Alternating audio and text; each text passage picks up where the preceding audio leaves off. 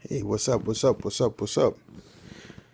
So, just on the Nightly Scope show today, I want to tell you guys how to flip your work.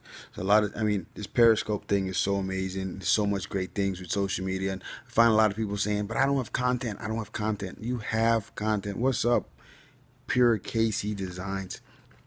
So what I want to tell you, like the one of the best ways to create content is to just honestly and openly speak about what you love, right? So some people say, like I wrote a book, and I don't even know anything about writing a book, but I know a lot about what I talk about, which is entrepreneurship and marketing and branding and business. So here's how you're able to flip your content and flip your work, because all you have to do is think about sharing the same content on different formats or different medias. So let's just say you're great at posting on Facebook. All right, great.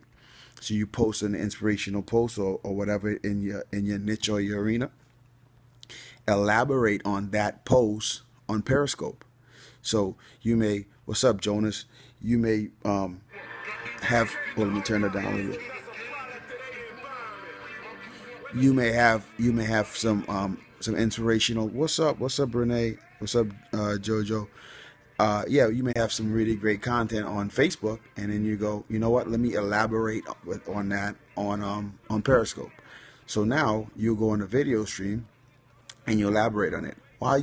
Once you elaborate on Periscope, you now have a video playback or video recording. So then you could take that video and transcribe that video into text. Now you could take that same text and put it onto a blog. Now you do enough of those consistently, you go from having, well, I don't even have content. Now you have enough content to create a book, because you could have your blog posts in the most popular ones. Guess what? It comes full circle, because you take your blog post and then you share it on Facebook, right? And you share it on Google Plus, share it on Twitter. And then when people follow you back or respond to your blog posts, you know which ones they like the best. Those blog posts are the ones that you put in your book. So you think about it, all you really need to do is be consistent and pick a topic to talk about. It could be dogs, it could be kites, it could be, I don't know, knitting. We got grandmothers right now using the internet and making, six figures, teaching other grandmothers how to knit. But the key is to don't try to be all things to everybody. Pick a topic, pick a demographic, pick a target, and feed those people. When you try to get everyone, you get no one. When you focus on getting who you want, you get more people. So if you into entrepreneurship and marketing and branding, don't try to go get the people that are into extreme sports, because they're not getting it. But if you focus on the entrepreneurial marketing and branding part of it, then the entrepreneurial marketing and branding extreme sports people will come to you. So don't be all things to everybody, because then not everyone's gonna like you, and that's okay. Two things every entrepreneur has to have is thick skin and determination.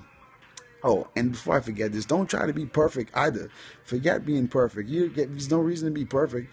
Just do. It's more, getting something done is better than it not being done perfectly. If that makes sense to you. Some people they take so much time trying to make the thing perfect that they don't get it done. Like I said, you have content. You can talk about anything, but the key is to talk about that thing with the right people.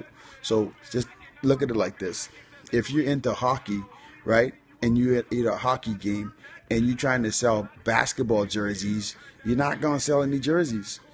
But if you take those same jerseys and put it in front of basketball audience, people that love basketball, they'll buy your jerseys, especially if it's their team. So don't be all things to all people. Just hone in on your niche, hone in on the people that you want to serve, and just make it happen. Like look, for example, it's my book, right? Like I said, I know nothing about writing a book. I know nothing about writing a book. But guess what? This book by the guy that knows nothing about writing a book is better than the book not done by the greatest writers ever. You just got to do it. Just go out and do it. I mean, I literally, how I wrote that, like I said, same thing. I started with Facebook posts, and if you go back to my Facebook posts like in 2008, 2009, I was horrible at it. But what I made myself get better. So I made myself learn how to write, because I'm actually from the islands, so I could write, but I would always write and speak in my island dialect. And my wife actually used to correct all my stuff, so I just started learning like how she would write stuff. And then what another thing I started doing was watching a lot of, like, talk shows like the Today Show and Good Morning America, and those kind of interview shows. And I started listening and learning how those people communicate, because I love marketing. Like, so I always caught all the call to actions and all those other things. But I learned to write better by listening to other people speak. And then once I started doing that, I started to take a lot more pride in what I was writing and how I was writing. And like I said, then I went from Facebook to blog posts, because we didn't have Periscope at the time. But or I would do YouTube videos somewhat, or I would record myself and then have that stuff transcribed into text. And then obviously I could have it edited and have it sound the way I wanted to sound. But then all my book is a whole bunch of compiled blog posts. I just got it printed now, and I sell it. So how I use my book as an asset. So let's just say, because I'm a dad, and let's just say my son say, "Dad, I want a new Xbox," and I go, "All right, cool." So then I put out to my entrepreneurial marketing and branding audience that I have this book called Launch and Stand Out, and it'll teach them how to make money and how to brand their businesses, like I did with my company Stinky Cakes. And then yeah, what's up with me? How's your 8-year-old enjoying it? But what I do is, then, I post that stuff out and people buy the book, and then I go buy my kid an Xbox game or whatever he wants. So and that's a key in business too. You got to learn to create assets. Like, a lot of people sometimes worry about sales, sales, sales. Yeah, you got to sell. You have to sell, but you want to create an asset, something that you could always sell. So, like, knowing how to sell and knowing how to close is critical. Like today I was at Six Flags, some of you saw that, but all around it was selling stuff. And people, if you didn't have a market in mind or a business mind, you might miss it. But if you have a consumer's mind, you'll be buying all of this stuff. So you always have to be selling, always have to be closing. But like I said, when you do it, tons and tons of upsells companion at Six Flags and all those theme parks, everywhere you go, is a bunch of stuff. But if you look at it, they're not trying to sell to everybody. They're trying to sell to a certain group of people. Like, it makes it so much easier once you narrow in on your niche. Like I was at basketball camp with my sons, and I looked at the mothers that came in to pick their kids up, and they were all talking about all the, how expensive basketball is, and how the kids want the $50 shooting sleeve, which is really just a piece of nylon cloth on their arms. But the moms are buying it, and the basketball people who in the basketball niche, they're making money. And what's the content that they share with people? Here's how to shoot. Here's how to shoot a ball. Here's how to pass a ball.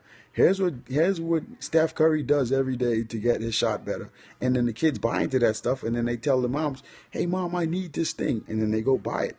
So you just gotta, when you're thinking about creating content, man, that's just the way to do it.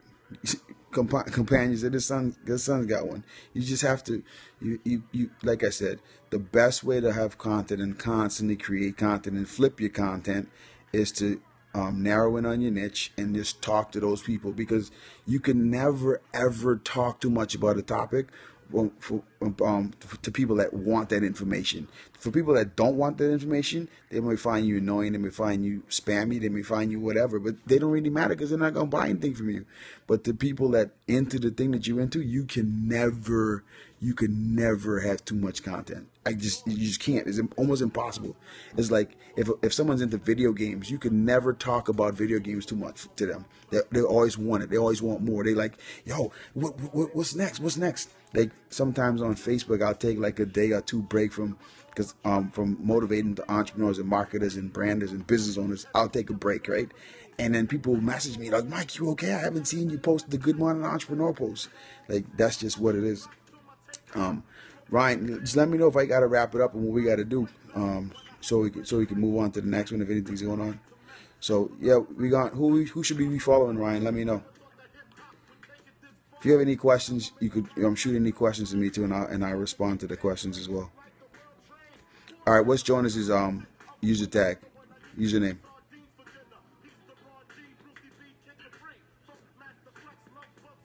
All right, so everybody, make sure you follow Ryan. Make sure you follow me. Ryan's gonna tell you who's next. This was fun. I got to do it again.